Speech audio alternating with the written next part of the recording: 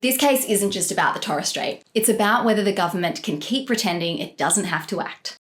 Hey everyone, Ellen here. I want to talk about something that matters to all of us, especially those of us who faced climate disasters. With NAIDOC Week happening, it feels especially important to talk about First Nations leadership in caring for country. There's a landmark court case about climate change happening right now that could change Australia's future. It's called the Australian Climate Case. Two Torres Strait Islander traditional owners, Uncle Pabai and Uncle Paul, have taken the federal government to court on behalf of all Torres Strait Islanders. Why?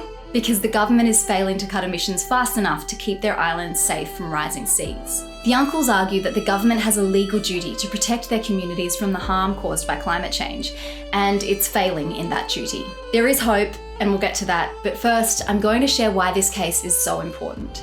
It's pretty shocking. Stay with me. Right now, seas around the Torres Strait are rising faster than almost anywhere on Earth. The Uncles Islands, Pabai and Boigu, are some of the lowest lying lands in Australia. Most of the land sits just 1 to 3 metres above sea level. If the world keeps warming beyond 1.5 degrees, large parts of these islands will be lost to the sea. If nothing changes, these communities could become some of Australia's first climate refugees.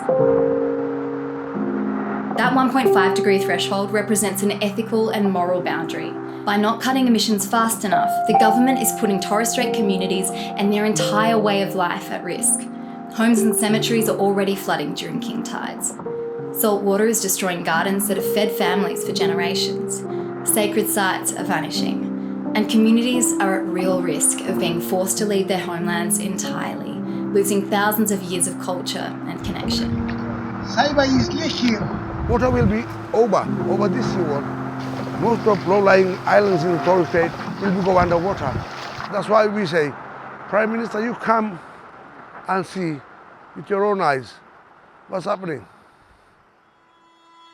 While there have been other important cases, this is the first case in Australia to argue that the federal government as a whole has a duty to protect people from climate harm. And the law is evolving.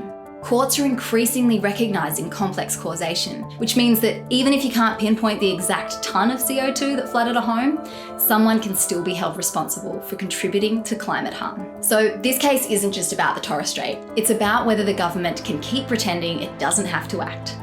If the uncles win, it could force the Australian government to cut emissions faster, phase out fossil fuels, invest in adaptation, and stop new projects that threaten our climate targets.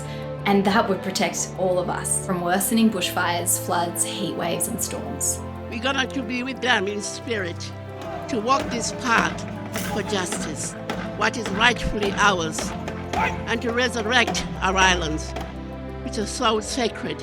That's why so many of us are expressing support for this case. This is about justice, about survival, and it's about all of us. It's taken 4 years to get to this point. So if you want to show your support for these absolute heroes for taking on this case and support First Nations communities on the front lines of climate change, you can sign the pledge at australianclimatecase.org.au.